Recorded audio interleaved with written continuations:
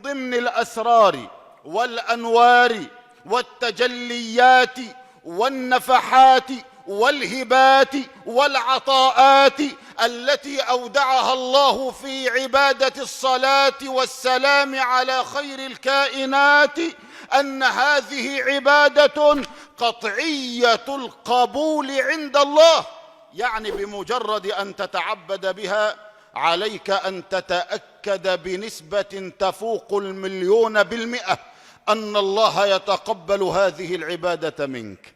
لماذا؟ لأن موضوعها رسول الله، وإن الله سبحانه وتعالى لا يرد عملا فيه رسول الله، فما بالنا بعمل موضوعه رسول الله كرامة لسيدنا محمد.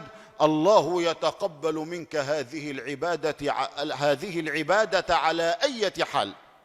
ولذلك يقول سيدنا عمر بن الخطاب رضي الله عنه: بلغني أن الدعاء معلق بين السماء والأرض لا يرفع حتى تصلوا على نبيكم. يقول أبو سليمان الداراني: أنا أعلم متى يجيب الله دعائي. قالوا: متى يا إمام؟ هذا من أمور الغيب. قال: إذا افتتحته بالصلاة والسلام على الحبيب وختمته بالصلاة والسلام على الحبيب، لأني علمت أن الله يقبل الصلاة على رسول الله على أي حال، فحاشا على كرم الله أن يتقبل مفتتح الدعاء ومختتمه ثم يرد ما بينهما.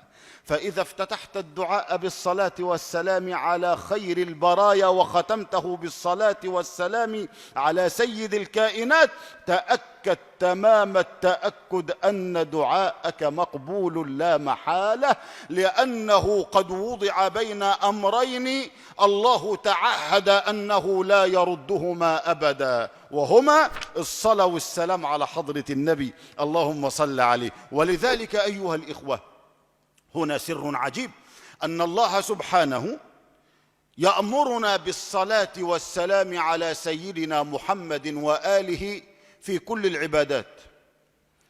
لما سمع رسول الله، اللهم صل عليه، أحد الصحابة يدعو بدون أن يثني على الله وبدون أن يصلي على رسول الله، اللهم صل عليه، فأشار إليه رسول الله وقال للصحابة: عجل هذا. يعني ايه عجل هذا؟ يعني لم يتأدب في حاجته وفي عرض حاجته على الله، لم يدخل على الله من باب القبول ومن منفذ الوصول، وإن الله سبحانه وتعالى لا يرد داخلا عليه من باب حضرة الحبيب محمد، اللهم صل عليه. ولذلك الشرع الشريف يأمرك بالصلاة والسلام على النبي وآله في كل صلاة تصليها.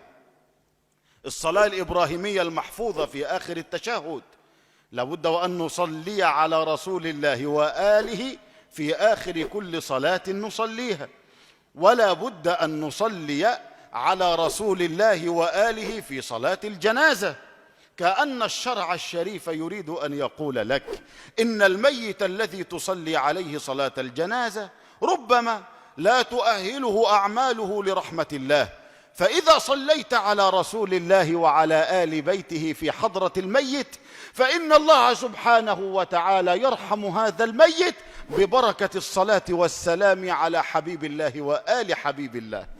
ولذلك نقول دائما أن الصلاة والسلام على مولانا محمد عبادة قطعية القبول بصرف النظر عن المتعبد بها. ولذلك أقول لكم أيها الإخوة، وهذا هو السر الرابع من أسرار وأنوار هذه العبادة الجليلة النبيلة الجميلة، صلوا على حضرة رسول الله. من ضمن أسرار هذه العبادة أن الله لا يوفق لهذه العبادة شقيا أو محروما أو مطرودا من رحمته، وهذا جربناه وعشناه ورأيناه فوجدناه. آكل الميراث لا يوفقه الله لأن يدمن الصلاة والسلام على سيدنا محمد. آكل مال اليتيم لا يؤهل ولا يوفق ولا يفتح له الباب لأن يكثر من الصلاة والسلام على سيدنا محمد. فإذا كان رسول الله المصطفى محمد يقول أقربكم مني مجلسا يوم القيامة أحاسنكم أخلاقا الموطؤون أكنافا الذين يألفون ويؤلفون، وفي حديث آخر يترجم رسول الله المصطفى محمد هذا الحديث فيقول أقربكم مني مجلسا يوم القيامة أكثركم علي صلاة. وبمجموع الحديثين تتبين لنا جملة مهمة، هذه الجملة تقول أن من كان سيء الخلق فإن الله لا يوفقه لأن يدمن الصلاة والسلام على سيدنا محمد، لأن يكثر من الصلاة والسلام على سيدنا محمد. أيها الإخوة الأكارم، أخبرنا ربنا سبحانه وتعالى أنه يصلي على كل من صلى على سيدنا محمد، والله لا يصلي على شقي أو محروم، الله لا يصلي على سيء الخلق، الله لا يصلي على آكل مال اليتيم الذي يأكل في بطنه النار، الله لا يصلي على من يحرم الإناث من الميراث، الله لا يصلي على من يسيء الجوار، الله لا يصلي على من يؤذي المسلمين في طرقاتهم، الله لا يصلي على ملعون.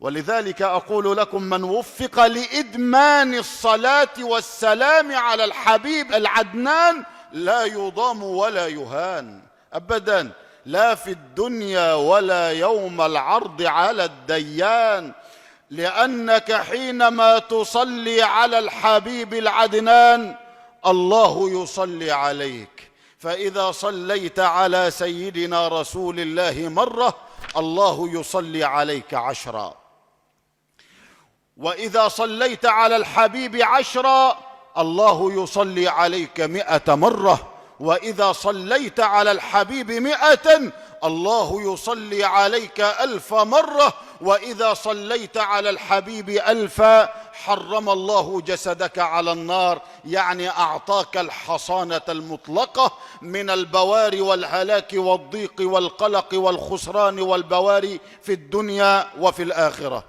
فبمجرد أن تدمن الصلاة والسلام على سيدنا محمد تأكد أنك من السعداء حقا ورب الكعبة، لأن الله يصلي عليك، وصلاة واحدة من الله تكفيك في الأمان والضمان والسعادة والفرحة والنجاة والنجاح في الدنيا وفي الآخرة.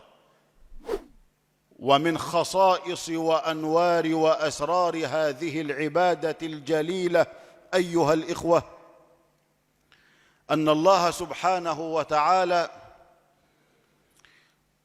جعل حبيبه ومصطفاه عليه الصلاة والسلام يذكر وهو في برزخه الشريف عليه الصلاة والسلام، رسول الله يذكر وهو في برزخه الشريف، يذكر كل من يذكره، ويصلي على كل من يصلي عليه، ويسلم على كل من يسلم عليه.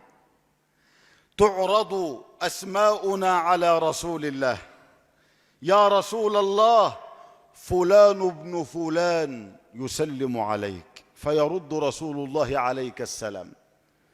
صلوا علي حيثما كنتم فإن صلاتكم تبلغني أينما كنتم. إن أفضل أيامكم يوم الجمعة فأكثروا علي من الصلاة فيه. ما من أحد يسلم علي إلا رد الله إلي روحي حتى أرد عليه السلام. إن الله وكل بقبري ملكا يسلم على كل من سلم علي. فهناك أناس يرد عليهم رسول الله السلام بنفسه، وهناك أناس يرد عليهم الملك الموكل بقبر رسول الله السلام على كل من سلم على سيدنا محمد.